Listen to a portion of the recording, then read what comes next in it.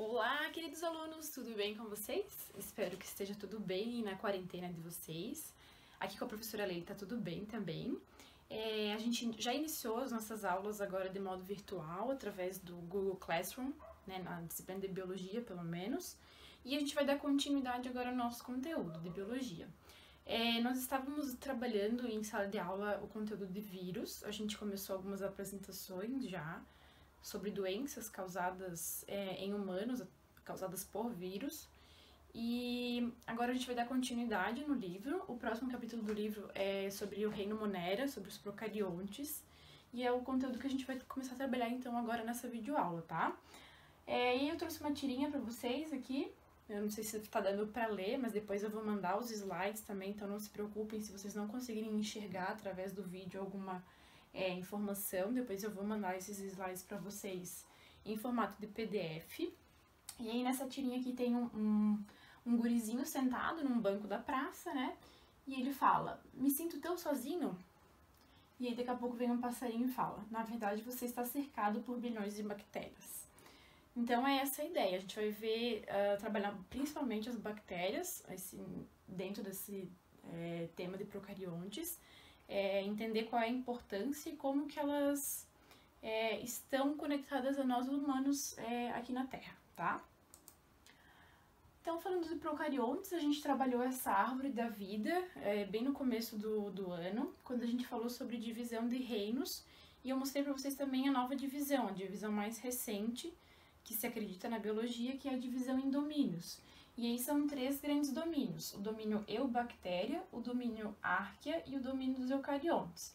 E é todos esses domínios aqui que a gente vai trabalhar durante esse ano todo, né? A gente já trabalhou vírus, que não se encaixa em nenhum desses domínios, porque, como eu já falei pra vocês, muitos cientistas acreditam que vírus não é vida, né? E alguns cientistas acreditam que seja vida. Então, ele não tá aqui dentro da classificação dos domínios, tá? E aí temos aqui 2 domínios que eu chamo a atenção de vocês, que são os domínios eubactéria e árquea, que são os domínios formados por seres procariontes, tá? E aí os demais aqui, os eucariontes, que a gente vai ver na sequência da nossa disciplina. Então, quem são os procariontes? Quais são as principais características, né? O próprio nome já diz, eles são seres formados por células procariontes. Quem são essas células procariontes que a gente viu lá no ano passado, no primeiro ano? São células que não possuem uma organização celular como as células eucariontes. Então, elas não vão possuir núcleo e não vão possuir outras organelas, tá? Elas possuem um DNA solto lá no citoplasma dessa célula. Vai possuir membrana, a gente vai ver na sequência já uma ilustração de uma bactéria, um exemplo de uma bactéria, para vocês terem noção das características. Mas, em geral, ela não vai ter as organelas como as células eucariontes. Então, o DNA ele vai estar solto lá no citoplasma. Além disso, todos os seres procariontes, eles são formados por indivíduos unicelulares, ou seja, formados por uma única célula, tá? Não existe nenhum procarionte que é formado por 2 células ou mais.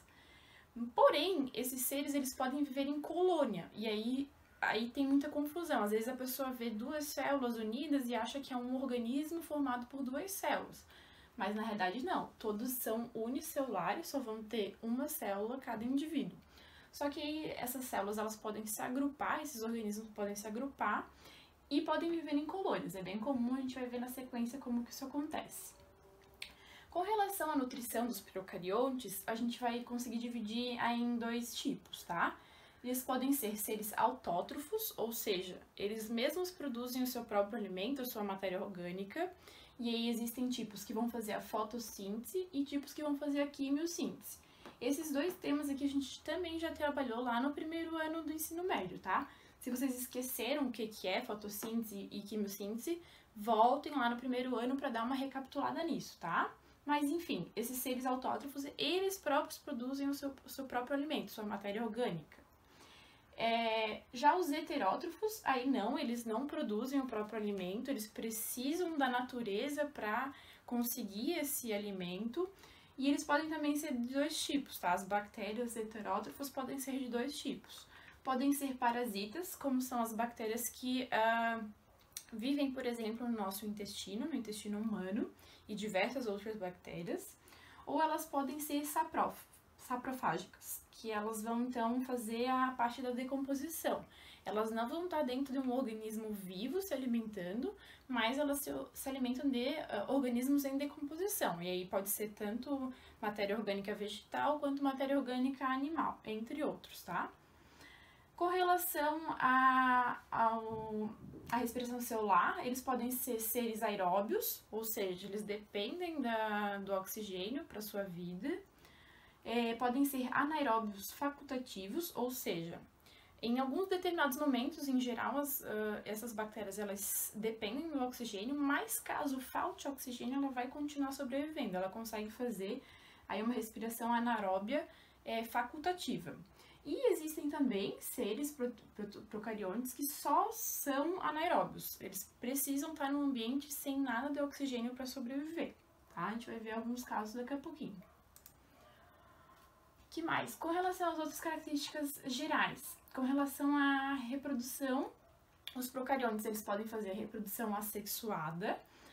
A mais comum da reprodução assexuada nos procariontes é a divisão binária, e aqui a gente tem um vídeo, não sei se está dando para ver direitinho, mas de uma bactéria, né, de duas bactérias, na sequência ela já começa a se reproduzir.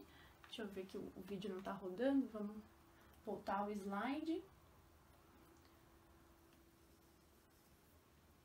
Para ele se voltar aqui para vocês verem, ó. Então, isso aqui acontece muito rápido, tá, pessoal? Essa reprodução, essa divisão binária, de uma bactéria vai surgir duas, de duas vai surgir 4 e assim por diante, até formar uma grande colônia de bactérias, tá? Isso aqui é muito rápido.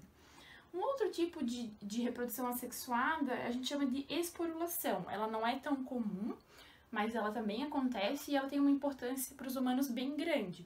Porque esse tipo de reprodução ela acontece em duas doenças, que é o botulismo e o tétano, tá? Por exemplo, o tétano, vamos exemplificar, mais tarde eu vou falar sobre a doença tétano, mas eu já quero deixar isso bem claro. O tétano, ele é uma doença que é causada por uma bactéria que precisa viver num ambiente sem oxigênio. Ela só consegue se reproduzir num ambiente anaeróbico, que a gente diz.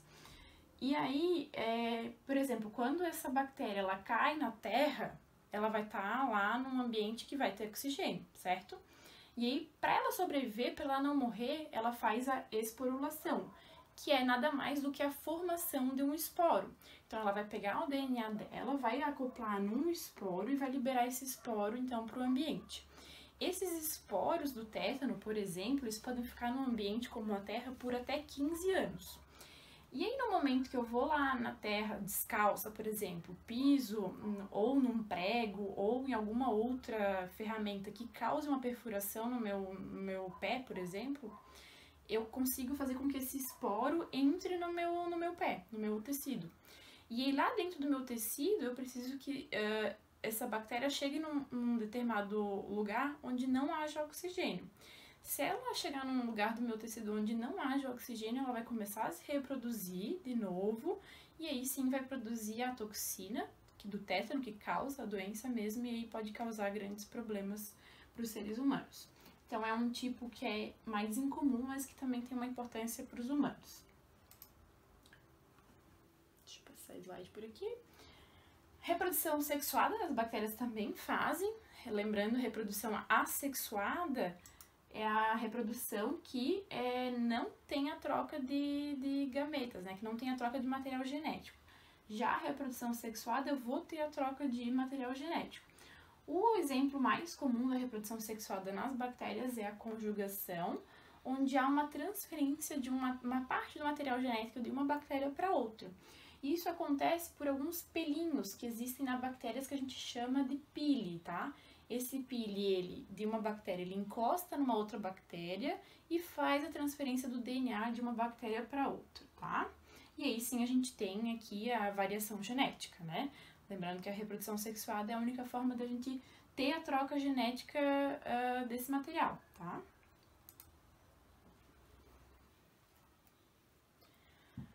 E aí, entrando nos grupos propriamente ditos, a gente estava falando de procariontes em geral, né, as características, agora a gente vai entrar no primeiro domínio, que é o domínio Archaea. Quem está nesse domínio geralmente é chamado de arqueobactérias ou árqueas, pode ser chamado também de árqueas. E essas arqueobactérias, elas acreditavam-se mais antigamente que elas eram os primeiros seres desse grupo. Hoje em dia já se tem controvérsia, já se conhecem bactérias mais antigas do que as arqueobactérias, tá? Elas vivem normalmente em ambientes bem desfavoráveis à vida. Por exemplo, aqui, essa fonte termal com água muito quente, um pH muito ácido, existem essas arqueobactérias lá nos Estados Unidos, esse parque, e isso faz com que essa coloração aconteça lá nessa água, nessa fonte termal, tá? Então é uma condição que geralmente não haveria vida, né? Muito quente, um pH muito ácido. E essas arcas, elas conseguem sobreviver lá. A mesma coisa aqui nessa lagoa, com uma alta concentração de sal, lá na África. Aí dá até para perceber aqui nessa lagoa que a água é bem vermelha. E essa coloração é justamente por conta da presença de arqueobactérias lá naquela lagoa, tá?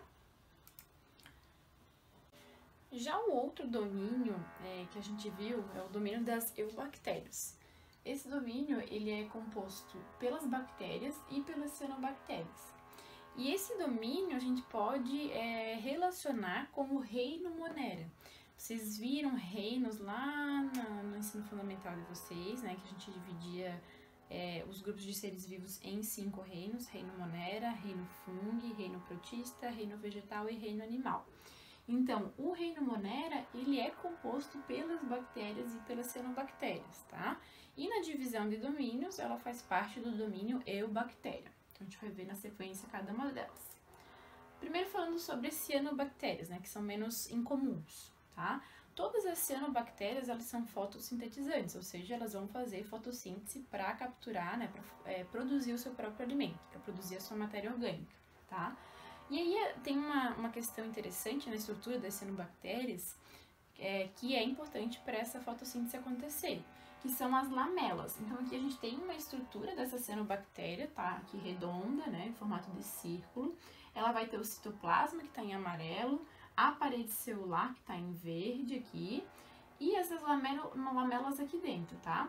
Nessas lamelas é que vai estar acoplado o pigmento fotossintetizante dessas cianobactérias.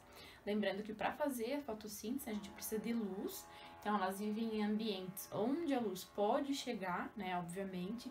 Lá no fundo do mar vai ter, professora? Bem no fundo do mar não vai ter cianobactéria, tá? Vai ter em regiões um pouco mais superficiais, onde a luz solar consegue chegar. Nessas lamelas, então, vai estar a clorofila, que é o pigmento fotossintetizante das cianobactérias, e sim, a fotossíntese vai ocorrer, tá? Aqui mais uma foto de um agrupamento de cianobactérias. Então, cada bolinha dessa aqui é uma cianobactéria, e aqui elas estão formando uma colônia, uma reunião de indivíduos para sobreviver provavelmente no ambiente aquático, tá? E aí, entrando nas bactérias propriamente ditas, né, no que a gente mais tem acesso, que a gente mais fala, aqui eu trouxe um exemplo de uma estrutura de uma bactéria, tá? Só pra gente se atentar a algumas coisas. Ela é uma célula procarionte, a gente já falou sobre isso, né?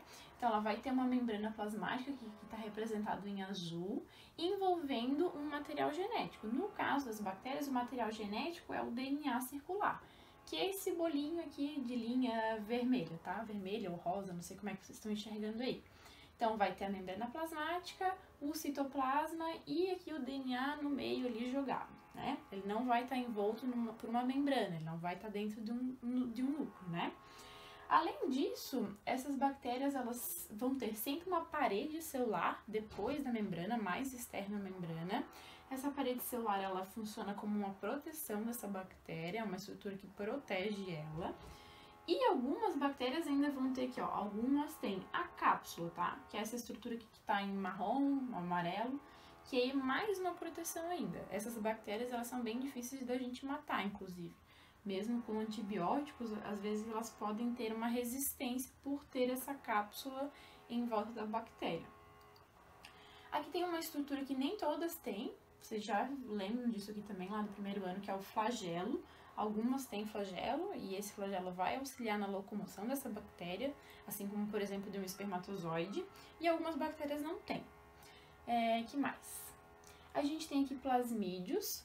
Plasmídios são pequenos pedaços de DNA que vão surgir na bactéria. Nem todas as bactérias têm, elas não precisam disso para sobreviver, tá?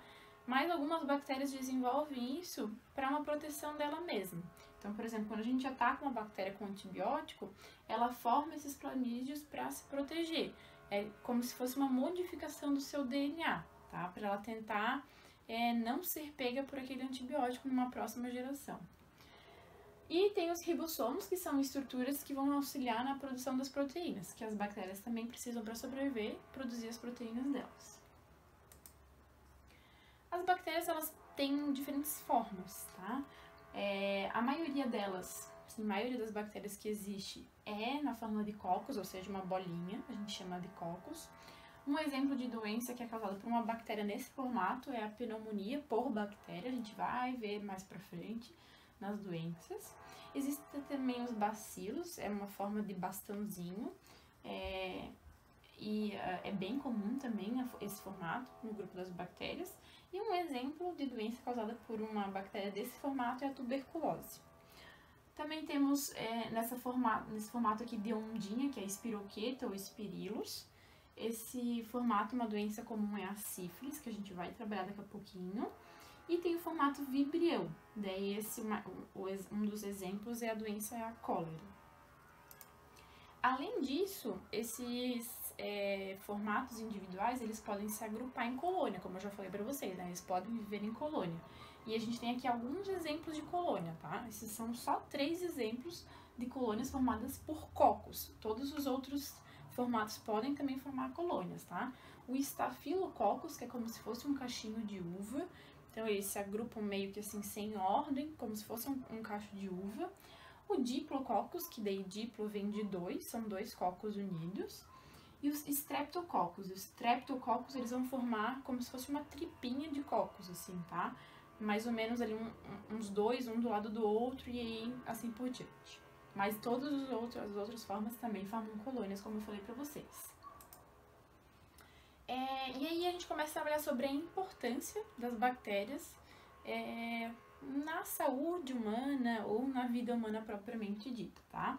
E eu quero falar pra vocês lá da primeira figurinha que a gente viu que o carinha no banco não tava sozinho, né? Que ele tava cheio de bactérias dentro dele, que o passarinho falou pra ele, né? E aí a gente chama isso de microbiota, tá? Em humanos e em outros animais, em outros seres vivos, existem muitas bactérias acopladas. Então, por exemplo, nos ruminantes, um exemplo simples de um outro animal que não seja humano, essas bactérias vão estar principalmente aqui no rumen, numa parte do intestino, do estômago desse bicho, fazendo a digestão. Assim como na gente também tem bactérias, diversas bactérias no nosso trato intestinal, que vão auxiliar na digestão de determinados compostos orgânicos, tá? Então aqui, por exemplo, no intestino humano, várias bactérias. E existem bactérias, gente, em todas as partes do nosso organismo, na pele, na boca, nos olhos, no cabelo, em todos os locais do nosso organismo, tá? Independente se você tá tomando banho ou não, tá? Essas são as bactérias do bem, além de bactérias do mal, é claro que podem existir no nosso organismo e causar alguma doença, tá? Que bactérias do bem são essas? O que elas fazem, né? Elas, como eu falei aqui pra vocês, elas podem estar em todas as partes do nosso corpo e elas têm uma função geralmente de proteção. Na pele, então, as minhas bactérias boas, elas vão proteger essa minha pele de que outras bactérias ruins não se proliferem aqui. Então, eu ter uma camada de bactérias boas aqui me auxilia. A mesma coisa eu falei do intestino, a questão da digestão. Muitas dessas bactérias, elas auxiliam no processo de digestão de alguns alimentos. Na boca também, a própria digestão acontece com bactérias na boca também já ajuda. Em outras partes do nosso organismo, tá? Também para levar informação para as células de defesa atuarem, então para chamar o nosso sistema imune e dizer assim, nossa, acorda, tem outras bactérias patogênicas aqui, vamos trabalhar. E também para manter a flora, né, total. Flora, quando a gente diz flora, é um conjunto aí de bactérias do nosso organismo em equilíbrio, tá? E existem vários tipos de bactéria. Por exemplo, na pele, se acredita que 48 tipos diferentes de bactéria possam estar na nossa pele. Intestino, 195 tipos diferentes de bactérias, tá? Então, a gente é uma população de bactérias imensa, né? Cada um de nós tem uma população de bactérias imensa na gente. Uma outra forma bem utilizada, né, no nosso dia a dia, na sociedade humana, é utilizar essas bactérias em nosso próprio benefício, por exemplo, na estética. Então, todo mundo aí, eu aposto que já ouviu falar em Botox, né? É um procedimento que é muito feito e cada vez está mais barato se utilizar disso. E é uma ferramenta que a indústria da estética encontrou para que essas ruguinhas, essas rugas de linhas de expressão e tal, sejam amenizadas. Como que funciona isso? A toxina botulínica, ela é uma toxina, é uma proteína produzida por uma bactéria, essa Clostridium botulinum, tá? Essa bactéria, ela causa o botulismo também, mas aí os pesquisadores viram, o botulismo é uma doença que a gente vai falar daqui a pouquinho, que causa a paralisia muscular. E eles perceberam que a paralisia muscular poderia ter algum benefício para a indústria estética, né? Essas rugas que a gente tem de expressão nada mais são do que quando a gente faz muitos movimentos, por exemplo, na face, elas surgem por conta desses movimentos musculares. E aí, se eu paralisar esses músculos, a indústria percebeu que eu não teria essas marcas de expressão. Então, quando eu quero, por exemplo, tirar as rugas da minha testa, eu faço aplicações de botox aqui, e a pessoa ela simplesmente não consegue mais mexer a testa. Então eu vou arregalar meus olhos e a pessoa vai estar com a testa ali lisinha, tá? Isso acontece em diferentes partes do corpo.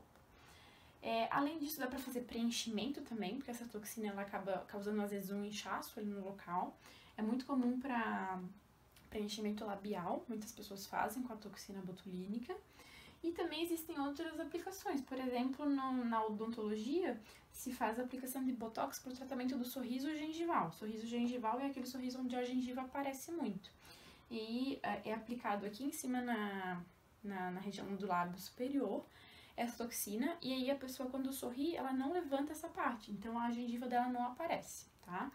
São inúmeras as formas aí, os preços e tratamentos diferentes que as pessoas fazem com o Botox. E aí tem uma questão que o Botox, essa toxina, ela dura no nosso organismo mais ou menos 6 meses.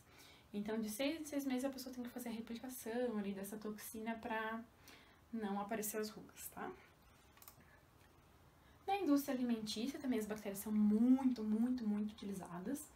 E não sei se vocês têm esse entendimento, mas o iogurte, o Yakult, a coalhada, diferentes tipos de queijo, o kefir, a kombucha, tudo isso tem bactéria na sua produção, tá?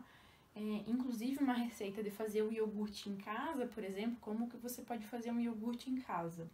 Você compra um iogurte, por exemplo, como esses aqui de potinho, né? O iogurte natural, integral, e você coloca esse iogurte, dissolve ele num litro de leite.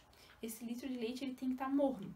Sabe aquela temperatura que a gente consegue... É a temperatura de mamadeira de neném. A gente consegue deixar o dedo ali sem queimar o dedo. Aí você mistura esse iogurte nesse leite, nesse 1 litro de leite, por exemplo, e deixa um tempo ele agindo. O que é esse agir?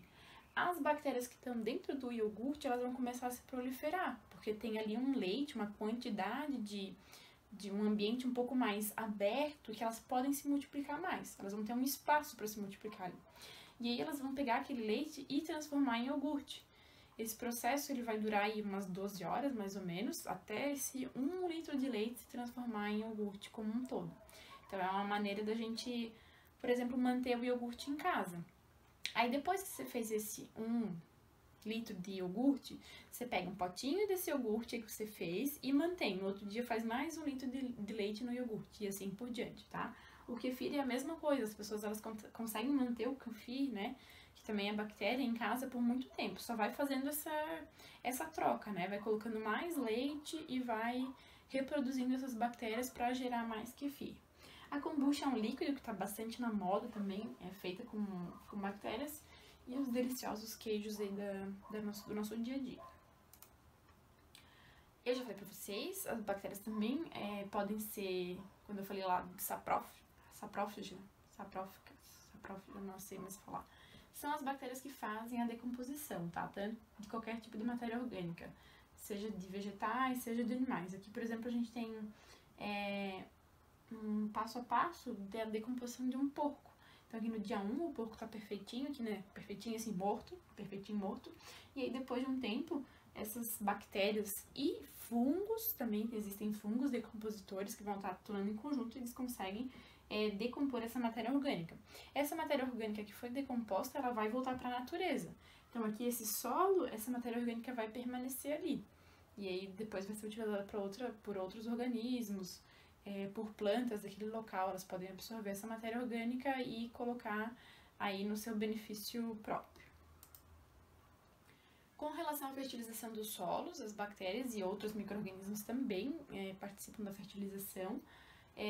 Acontece essa ação decompositora, então ela vai fertilizar o solo só por isso, muitas vezes.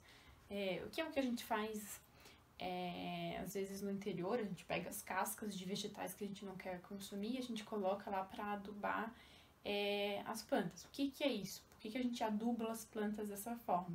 Eu pegando uma casca de batata, por exemplo, e colocando lá na minha planta, vão ter bactérias e fungos naquele solo que vão fazer a decomposição dela. Elas vão transformar aquela casca de batata numa molécula um pouco menor e que a planta que eu fiz a fertilização possa absorver e incorporar no seu próprio organismo. Então isso que é um processo de fertilizar o solo e para os vegetais crescerem de uma forma com maior qualidade. Além disso, existem outras formas de se fertilizar o solo através das bactérias. Como assim, professora?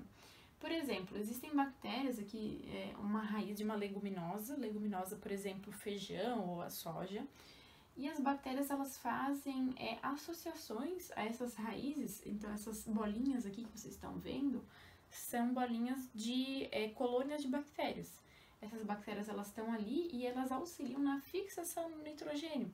Então o gás nitrogênio que está na nossa atmosfera, ele só consegue entrar na planta na forma de nitrogênio por conta das bactérias. Elas que fazem essa fixação, elas vão colocar o nitrogênio que está no ar dentro da raiz das plantas leguminosas. E aí sim elas conseguem absorver esse nitrogênio e fazer com que o organismo se desenvolva da melhor forma, tá?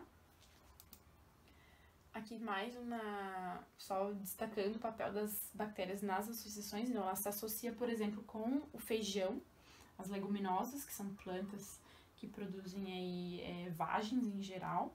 E aqui tem no cantinho aqui, eu não sei se vocês vão conseguir enxergar, mas depois no slide vocês vão ver bactérias fixadoras de nitrogênio nos nódulos das raízes leguminosas. Então elas vão estar lá associadas a essas plantas para conseguir absorver o nitrogênio. Então essas plantas precisam de bactérias também. Na biotecnologia, aí existem inúmeros exemplos que eu poderia citar aqui para vocês da utilização das bactérias na biotecnologia, mas eu escolhi um exemplo que é bem famoso e que todo mundo sabe o que é, mas não sabe que é por conta das bactérias, tá? A insulina, ela é um composto que a gente necessita, ele é um composto produzido pelo pâncreas, nos humanos e em outros animais também, e ele vai fazer ele vai pegar o açúcar e vai tirar esse açúcar do sangue, né, e vai incorporar esse açúcar no nosso organismo. E aí, existem algumas pessoas que têm uma doença chamada diabetes, onde essa insulina ela não é produzida de forma correta pelo pâncreas, ou não é produzida nada, ou é produzido muito pouco. Então, elas precisam de uma insulina de fora, né, tomar através de uma medicação. Antigamente, quando não se tinha ideia do que era a doença e do que faltava, e mesmo depois de um tempo, quando se viu que era a falta de insulina que causava diabetes, as pessoas morriam muito, ou tinham outros problemas graves devido ao desenvolvimento da doença. E aí teve um cara lá em 1922, um cara com os seus colaboradores lá, que eles descobriram que era essa insulina que faltava. E eles começaram a utilizar a insulina para tratar pessoas com diabetes. E aí, num primeiro momento, se tirava a insulina de porcos e de bois, bovinos. A de porcos era mais compatível mais compatível com a nossa do que a de bovinos. E aí se retirava do pâncreas do porco e colocava dentro do ser humano, tá? Só que esse processo, ele gerava, às vezes, alguns problemas de reação, assim, as pessoas tinham uma certa alergia, porque não era bem compatível, né? A insulina do porco não é totalmente compatível com a do ser humano. Ela é muito parecida, mas ela não é igual. E aí, depois de um tempo, eles observaram, então, que eles poderiam utilizar as bactérias, né? Outros cientistas aí pesquisaram e começaram a utilizar bactérias para a formação, para a produção de insulina humana. Como assim, professora? Eles pegaram a bactéria e eles inseriram nessa bactéria, através da engenharia genética, um gene, que é o gene humano que forma a proteína insulina. E aí, essa bactéria ela começou a produzir insulina, né? Porque o DNA do gene estava lá acoplado nela. Como as bactérias elas se reproduzem muito rápido, a formação dessa proteína foi muito rápida também. Então, se consegue grandes quantidades de insulina em pouco tempo, porque as bactérias elas se reproduzem muito rápido, tá?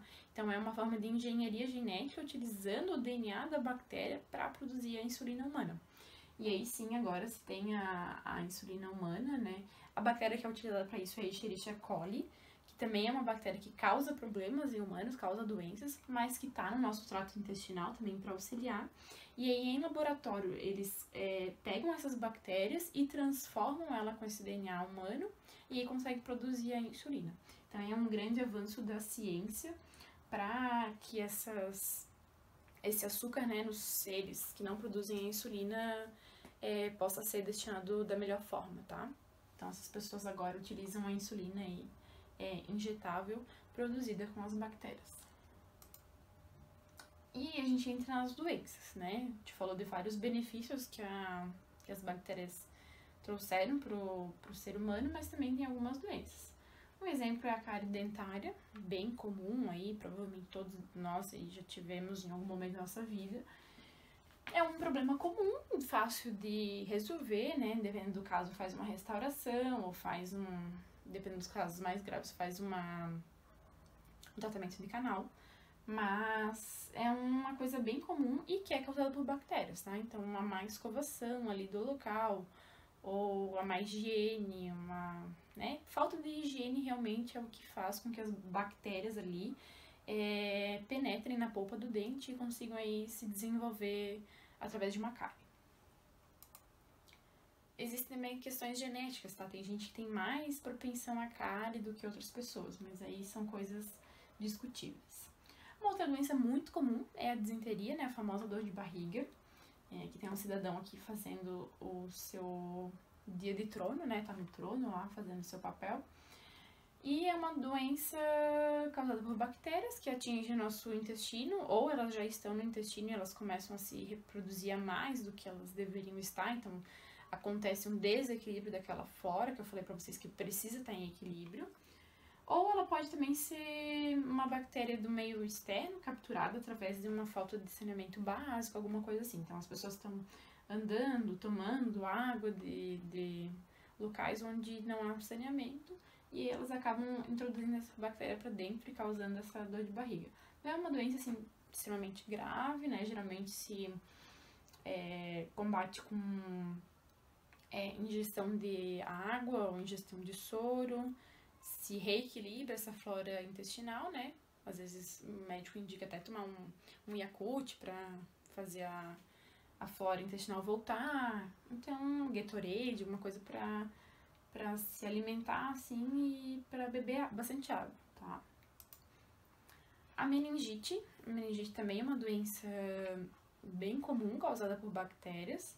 Não tão mais comum nos dias de hoje por conta da vacina. Existem diversas vacinas que protegem, né, o ser humano da meningite.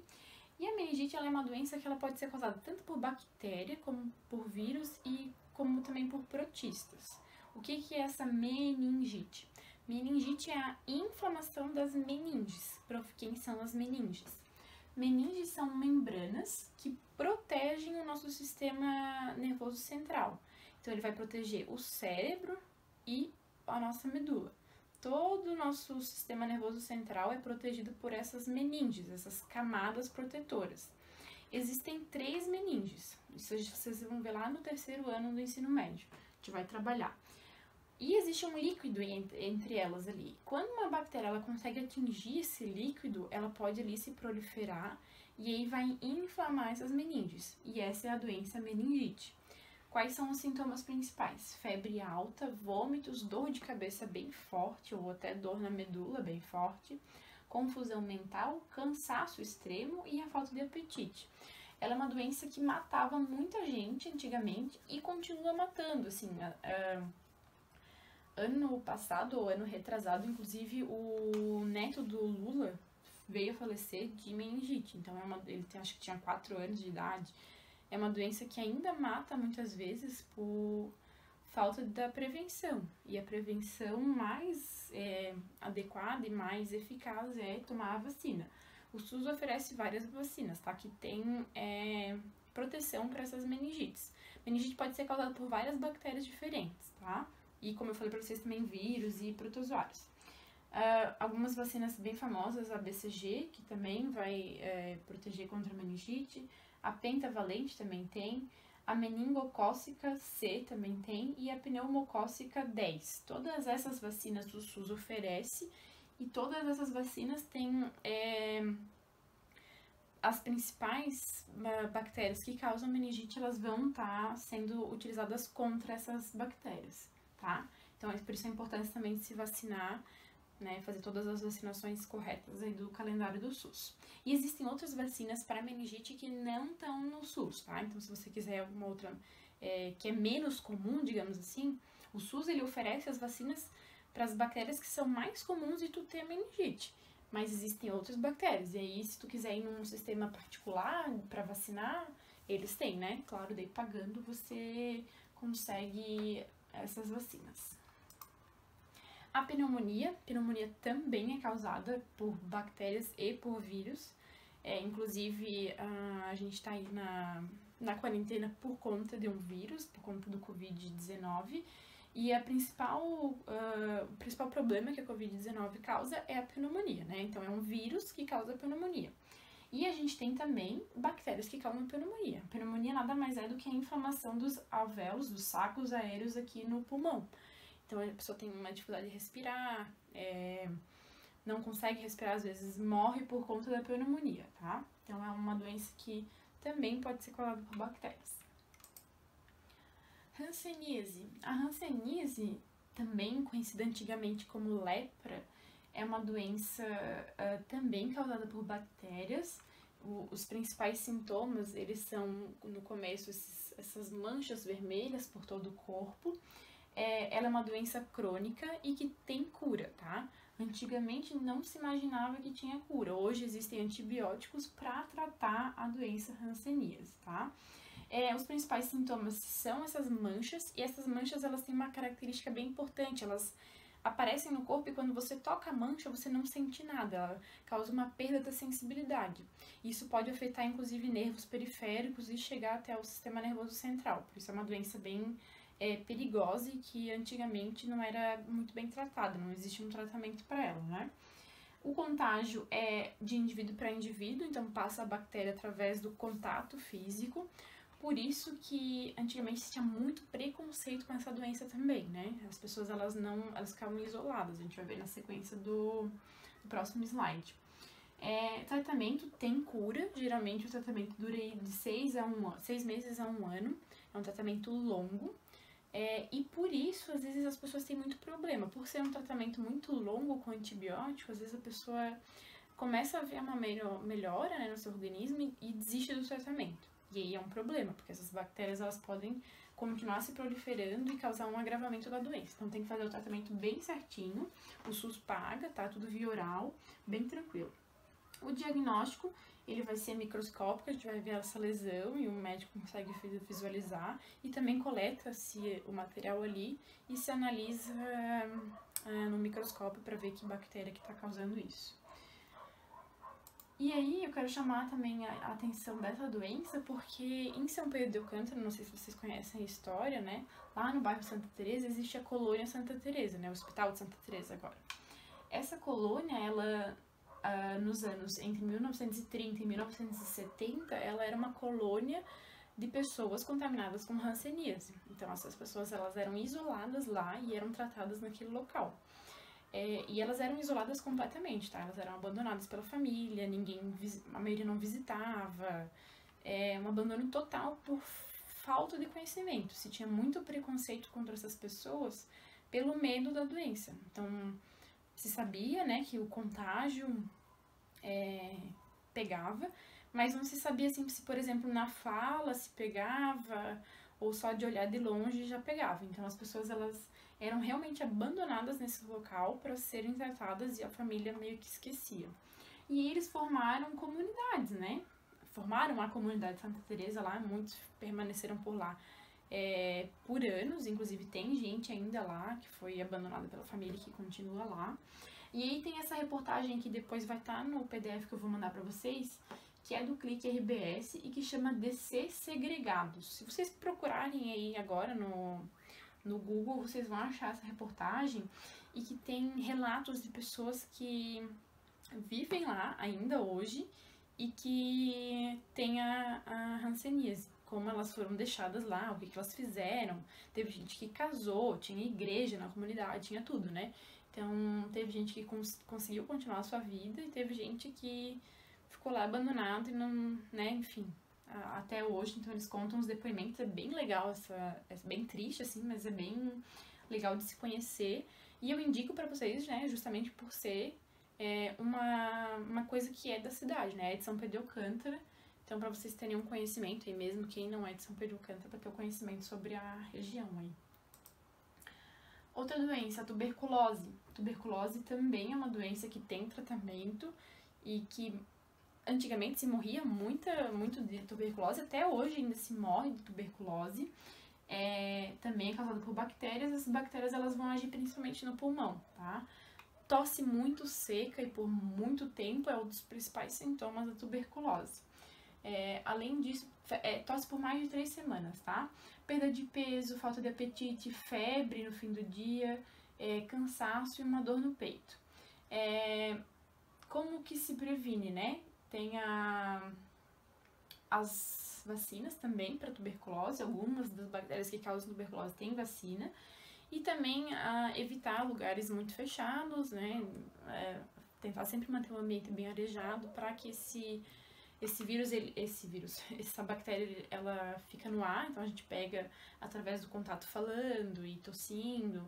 Então, evitar esse ambiente fechado, deixar o ambiente mais arejado possível, tá? E também é tratado com antibiótico por mais ou menos 6 meses e tem uma cura super excelente desde que a pessoa faça o tratamento por 6 meses bem regradinho. O tétano, eu já falei pra vocês, ele é causado por uma bactéria que chama Clostridium tetani e essa bactéria ela é anaeróbica, ou seja, ela precisa da ausência do oxigênio para sobreviver. Ela não sobrevive em ambientes com oxigênio, a não ser quando ela faz a esporulação. Lembram disso? Lá na terra, quando a bactéria ela cai, por exemplo, num solo, ela vai formar esses esporos e esses esporos podem permanecer ali inativos por 15 anos. E a partir do momento que eles entram, por exemplo, numa perfuração da nossa pele lá profunda, num local onde não tem oxigênio, ela começa a se reproduzir de novo, ela volta à vida dessa bactéria, tá? Aí sempre se relaciona muito com pregos, né? Mas lembrando, não é o prego enferrujado, tá? É o prego que tem contato com aquela terra que tem ali o esporo dessa bactéria.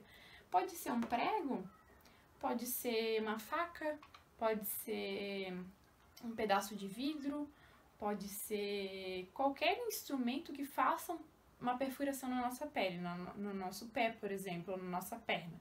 Então, precisa da perfuração para que esse esporo que está lá na terra ou nesses objetos entrem e aí façam ali a reprodução na ausência do oxigênio, tá? Tem vacina também, a vacina antitetânica a gente tem que tomar de 10 em 10 anos, então cuidem aí na agenda de vocês de vacinação. Quais são os principais sintomas? Espasmos musculares, rigidez no pescoço, tontura, um suor excessivo, febre e palpitações no coração, tá? Tem a vacina, então se previnam porque acidentes podem acontecer e pode ser que você desenvolva essa doença. Então a melhor forma de prevenir é a vacina. O botulismo, também falei pra vocês que é uma bactéria que é anaeróbica, ela precisa da ausência do oxigênio para sobreviver. E aí ela é uma doença muito ligada às conservas, não sei se vocês já ouviram falar, nos alimentos em conserva. Por quê? Porque nesses alimentos, por exemplo, no milho enlatado, no tomate enlatado, no palmito, vagem, qualquer coisa enlatada, não há oxigênio lá dentro, né? A gente forma ali um vácuo, se coloca vinagre, sal e forma-se um vácuo. Tanto que para abrir a gente precisa soltar esse vácuo, né? Então, nesse ambiente aqui, se, por exemplo, o palmito que eu tô lá fazendo uma conserva tiver a bactéria dessa doença, ela vai estar inativa, porque ela vai estar no ar, né, nesse pedaço de palmito, por exemplo, mas quando eu consigo colocar esse palmito na conserva e tirar o ar de dentro do vidro, fazer o vácuo, a bactéria encontra ali um ambiente bem favorável, né, um ambiente sem oxigênio para se reproduzir. E ela se reproduz, forma a toxina botulínica ali dentro do vidro, e quando a gente ingere esse alimento com essa toxina, a gente pode ter o botulismo.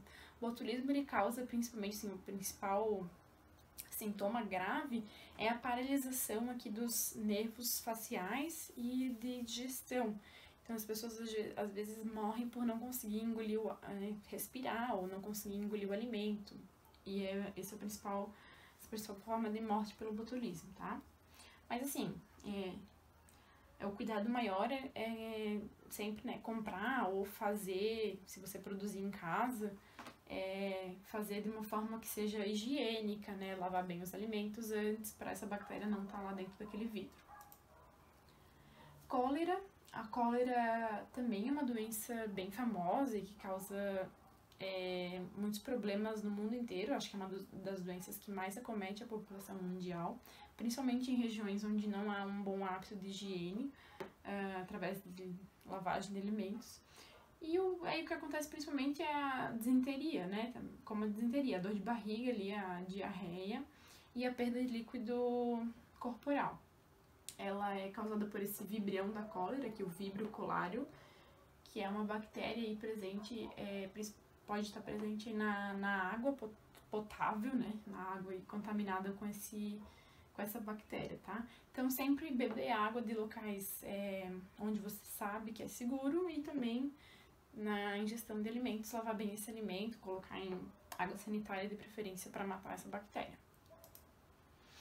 Sífilis.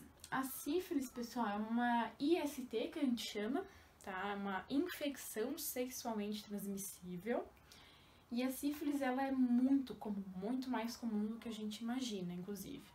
Ela é uma doença que acomete principalmente os órgãos genitais e que os órgãos, a boca, né, a garganta. E aí tem essas imagens aqui um pouco chocantes, né, mas ela aparece assim como se fosse uma mancha, uma feridinha nos órgãos genitais, né, ou na boca, aqui na língua, ó.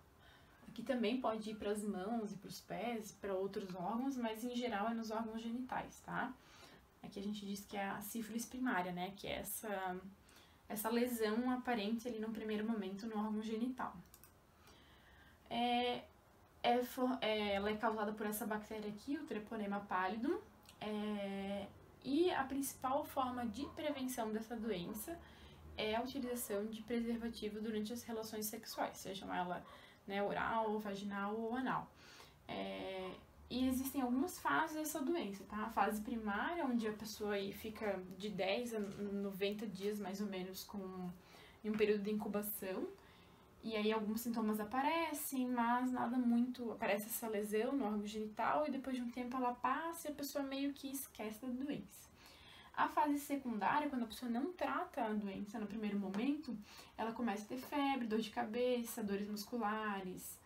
Esses sintomas podem ou não desaparecer sozinhos, tá? Quando eles não desaparecem, vai para uma fase que a gente chama de latente, onde a doença não apresenta sintoma e depois ela desenvolve a fase terciária.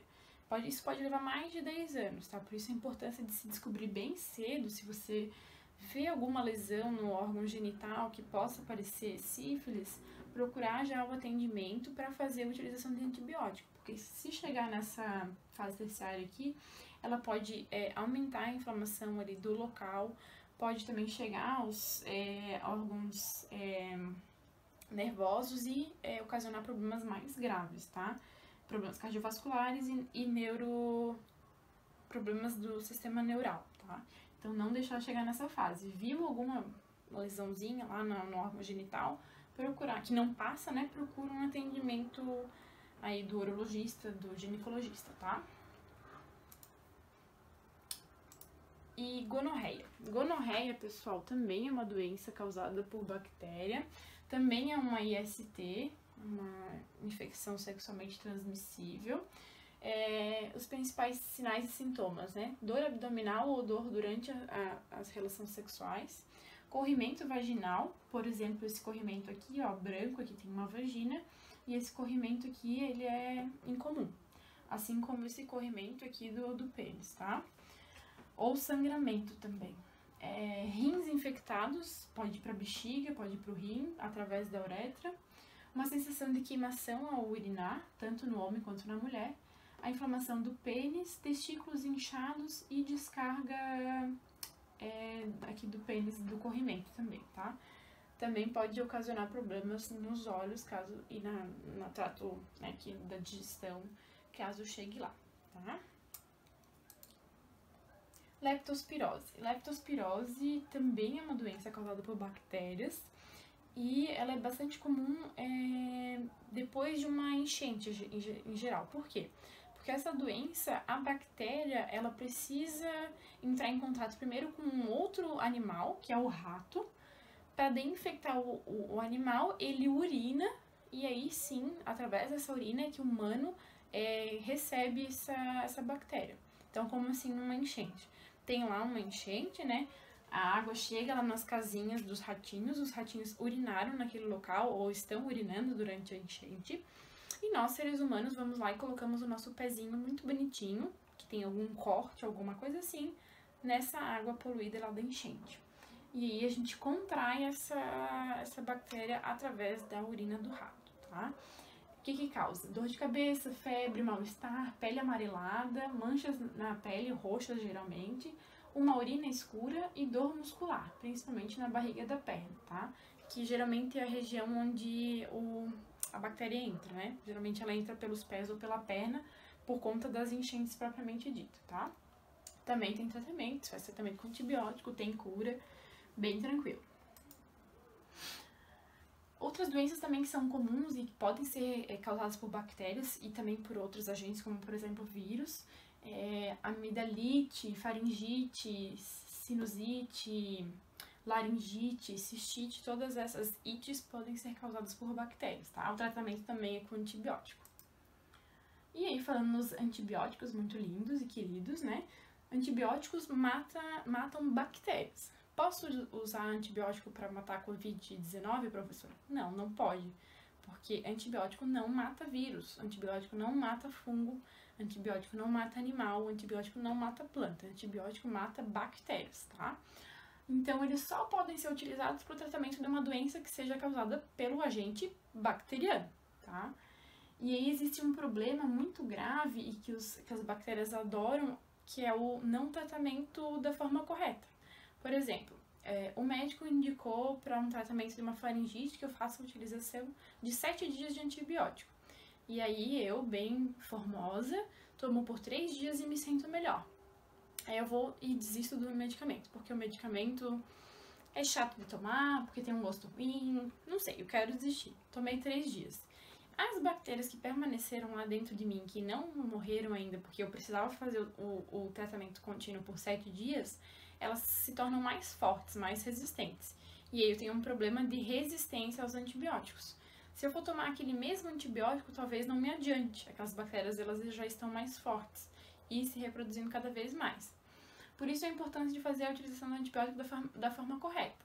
Se o médico indicou fazer 14 dias de antibiótico, faça os 14 dias de antibiótico, tá? Isso é bem sério e que pode causar problemas para a tua saúde e também para a saúde da população em geral, porque aquela bactéria que está mais resistente pode ser que contamine uma pessoa da tua família ou outra pessoa,